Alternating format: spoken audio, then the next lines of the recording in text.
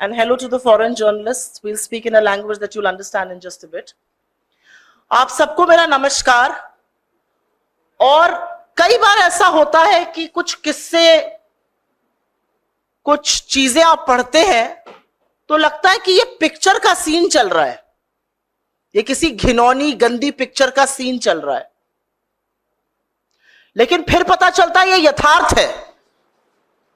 और घिन आने लगती है ऐसे लोगों से, घिन आने लगती है ऐसे समाज से, घिन आने लगती है ऐसे नेताओं से जो इन लोगों को बढ़ावा देते हैं। यह पिक्चर गले में पटका डाले हुए भारतीय जनता पार्टी का, यह पिक्चर प्रज्वल रेवन्ना की है।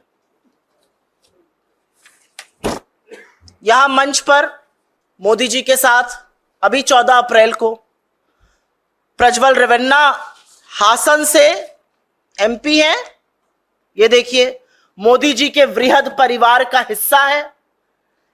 ये पूर्व प्रधानमंत्री एचडी देवगौड़ा जी के पोते हैं, पौत्र हैं।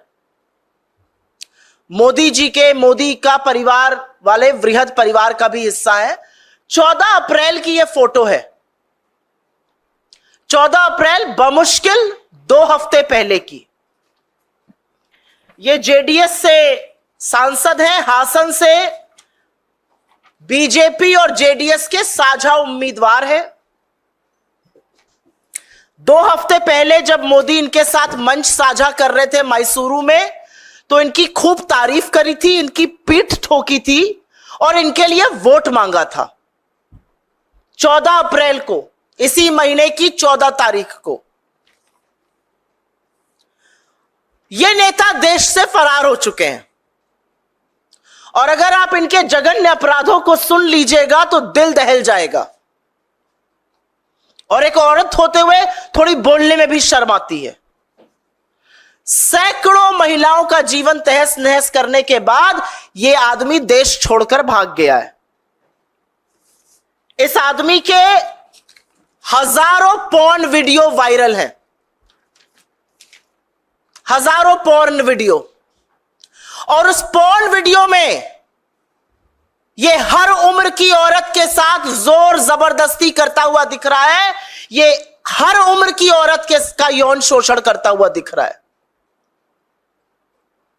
उनकी असहमति के बावजूद, और इसमें इसके घर पर काम करने वाली महिलाएं हैं, पार्टी की कार्यकर्ता है, पार्टी की सांसद है, जिला पंचायत की सदस्य है, यहां तक कि एक 63 साल की घर पे काम करने वाली महिला जो हाथ जोड़ के कह रही है ऐसा मत करो। यह रिकॉर्डिंग ये खुद करके, और एक पेन ड्राइव में इनकी सारी रिकॉर्डिंग मिली है। क्या मोदी जी इसकी दरिंदगी के बारे में जानते थे या अनभिज्ञ थे? नरेंद्र मोदी इसके यौन कुकृत्यों के बारे में पूरी तरह से जानते थे। उनको हर बात का पता था। उनको पता था कि इसके हजारों अश्लील पॉर्न वीडियो है जहां पर इसने औरतों के साथ जघन्य यौन उत्पीड़न का काम किया है, सैकड़ों औरतों की जिंदगी बर्बाद करी है, उसमें हर उम्र की महिला शामिल है। बुजुर्ग 63 साल की काम करने वाली घर पर से लेकर सांसदों और कार्यकर्ताओं तक सब पता था नरेंद्र मोदी को। सब पता था 14 अप्रैल को जब वो मिल रहे थे, सब पता था जब उसको अपना साझा उम्मीदवार बना रहे थे। दिसंबर 2023 में बीजेपी के ही एक नेता देवराज गौड़ा ने बीजेपी के शीर्ष नेतृत्व को, नरेंद्र मोदी, अमित शाह और जेपी नड्डा को यह चिट्ठी लिखी, प्रदेश अध्यक्ष को चिट्ठी लिखी, और उन्होंने पेन ड्राइव के बारे में जानकारी दी, प्रज्वल रेवन्ना के यौन विचलन के बारे में जानकारी दी और कहा इस आदमी को उम्मीदवार मत बनाइएगा। दिसंबर 2023, 4 महीने पहले।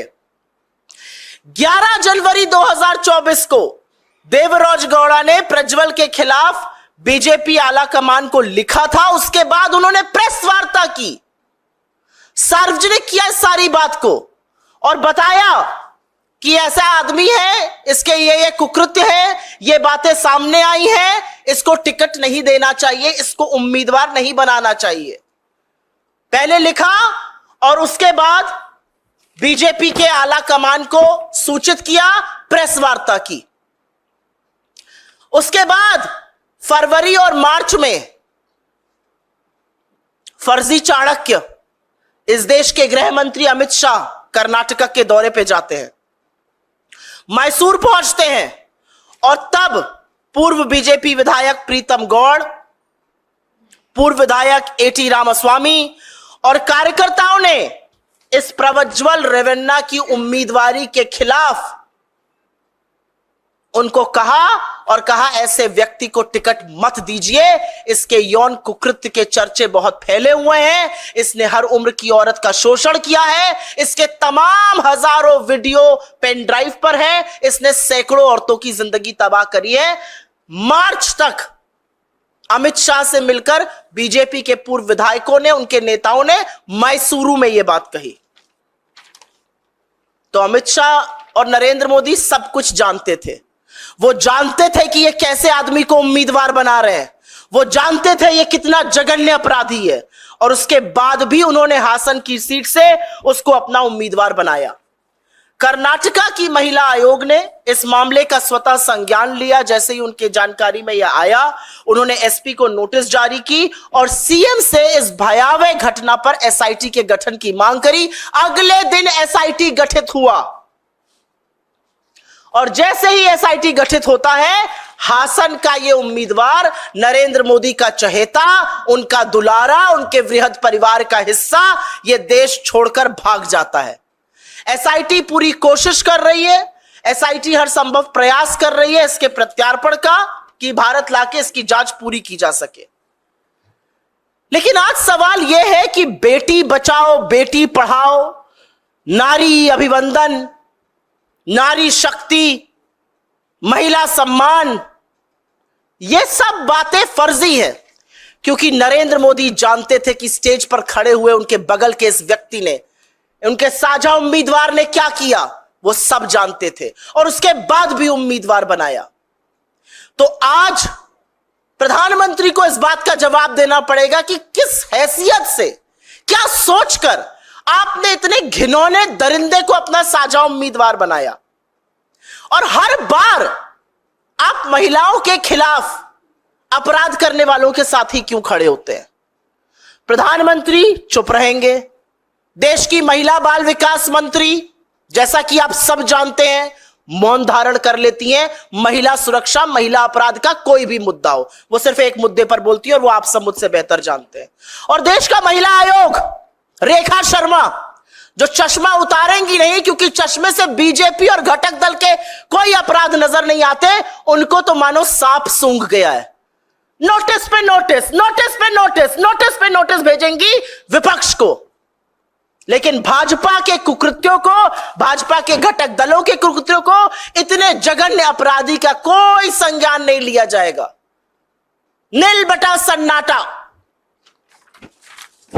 तो अगर इस दरिंदे से घिन आती है, उससे ज्यादा घिन उन लोगों से आती है जो इसको संरक्षण देते हैं। लेकिन क्या ऐसा पहली बार हुआ है? क्या ऐसा पहली बार हुआ है कि नरेंद्र मोदी ने उन लोगों का साथ दिया है जो महिलाओं का शोषण करते हैं? बिल्कुल नहीं। कुलदीप सिंह सेंगर की गिरफ्तारी तब हुई थी, जो दोषी पाए गए थे हत्या और बलात्कार के, गिरफ्तारी तब हुई थी जब इलाहाबाद हाई कोर्ट को बोलना पड़ा था, चिन्मयानंद पर कोर्ट को बोलना पड़ा था। सोनभद्र के विधायक रामदुलार गोंड, जो पॉक्सो में नाबालिग के रेप के दोषी पाए गए, उनको टिकट तब दिया था जब उनके ऊपर पॉक्सो का मुकदमा चल रहा था। चाहे वो उत्तराखंड की अंकिता भंडारी हो, चाहे वो गुजरात की बिल्किस बानो हो, और चाहे वो दिल्ली में बैठी हुई सबसे होनहार बेटियां हो जो यौन शोषण का आरोप लगाती हैं, उनको बूटों के तले रौंदा जाता है। लेकिन आरोपी को मोदी जी गोदी में बिठाकर संरक्षण देते हैं। आज तक उसका टिकट नहीं काट पाए। और मैं बृजभूषण शरण सिंह की बात कर रही हूं। हर बार आधी आबादी के खिलाफ जघन्य कुकृत्य करने वालों के साथ नरेंद्र मोदी क्यों खड़े होते हैं? हर बार वो चुप क्यों रहते हैं? हर बार स्मृति ईरानी और महिला आयोग को सांप क्यों सूंघ जाता है? और मैं आपके माध्यम से आपके सीनियर मूर्धन्य पत्रकारों से भी सवाल पूछती हूं, क्यों है इतना सन्नाटा? कितने शो हो रहे हैं इस पर? कितनी टिप्पणियां लिखी जा रही हैं पेपर पर? कितने एडिटोरियल्स लिखे जाएंगे? आज यह सवाल पूछा जाएगा, क्योंकि सभ्य समाज में, राजनीतिक जीवन में, सार्वजनिक जीवन में ऐसे लोगों की कोई जगह नहीं है। और ऐसे लोगों को बढ़ावा देने का काम, ऐसे लोगों को संरक्षण देने का काम, ऐसे लोगों को राजनीतिक हैसियत बढ़ाने का काम खुद नरेंद्र मोदी और अमित शाह कर रहे हैं। यह असलियत है। I will very briefly make a small statement in English on this. This gentleman right here is former Prime Minister H.D. Devgowda's grandson Prajwal Revanna. He is the MP from Hassan in Karnataka. He is also the joint candidate of Narendra Modi's BJP and its ally JDS. This man has been alleged and has been found on video, and not one and not two, but thousands of videos in which he is molesting women, in which he is doing heinous crimes against women, and women from all age group. These women are domestic household workers who work at his house. They are party workers. They are his MPs. That's the kind of man he is. Thousands of videos, hundreds of women whose life have been destroyed by this man.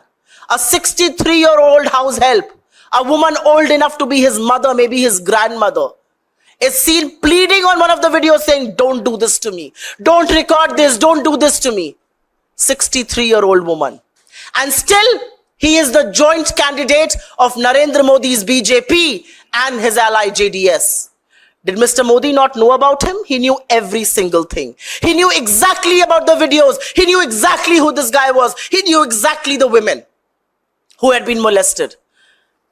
Because on the 13th of December, 2023, his own leader, Devaraj Gowda, wrote to the Prime Minister and to the BJP president and to the local unit of the BJP, talking about the pen drives, talking about the sexual misconduct. In fact, in January 2024, the same leader, Devaraj Gowda, did a press conference which was in the public domain. He spoke about the sexual misconduct. He spoke about the molest. He spoke about those thousands of videos. And not just that, in February and March, when Amit Shah visited Mysuru to stitch that alliance, he was told by not one, but multiple BJP leaders, from Pritam Gowda to A.T. Ramaswamy to thousands of workers in the BJP, who told him, "Do not make Prajwal Revanna your candidate in Karnataka. Do not announce his candidature, because he is known to be a man who inflicts sexual violence on women. He is found to be inappropriately behaving with women on camera. These women are from different stratas of society. They belong to different age groups." And yet on the 14th of April, you find the Prime Minister sharing the stage with Prajwal Revanna. The Prime Minister doesn't just praise him, he asks for votes in his favor. That's who the Prime Minister is. Is this the first time that the Prime Minister has stood with perpetrators of crime against women? No. Will this be the last? I don't know about that. With Mr. Modi, you never know. This will perhaps not be the last. But it needs to be pointed out that the moment this was taken up by the Commission for Women in Karnataka, they issued a notice to the SP. They asked the government to set up an SIT, and SIT was set up. The very same day, this man absconded and ran away to Europe. We are looking at his extradition, and the SIT will ensure that he faces the whole might of Indian law. But there are some questions that will be posed before Narendra Modi. And those questions include his silence. Those questions include his blessing. Those questions include his absolute know-how. And those questions will include, why did he make this man his candidate? Why is Smriti Irani quiet? Where is the National Commission for Women? They are only interested in issuing notices to members of India's opposition. What about perpetrators of crime like this? Where is Rekha Sharma? Is she hibernating? Is she on a holiday? Is she writing those filthy tweets that she writes? That's what we want to know. But where is the Prime Minister, and what is the explanation he has? Despite knowing every detail, how could you make a man who's so engrossed in sexual violence, sexual crime against women, your candidate? But has this happened for the first time? No. You must remember that in Unnao, Kuldeep Singh Sengar was arrested only after the courts intervened. Chinmayanand was arrested only after the courts intervened. Ram Dular Gond, their MLA from Sonbhadra, who has now been found guilty of raping a minor under the POXO Act, was given a ticket when the POXO case was going on against him. Have you forgotten Brijbhushan Sharan Singh? Have you forgotten that he is a sexual offender? Have you forgotten he's been named in a charge sheet? Have you forgotten the BJP has not been able to act against him? Have you forgotten Ankita Bhandari? Have you forgotten Bilkis Bano? Each time there is a crime against women, the Prime Minister, his government, his machinery, and the BJP are always protecting the perpetrators of this crime and not the women, not the victims.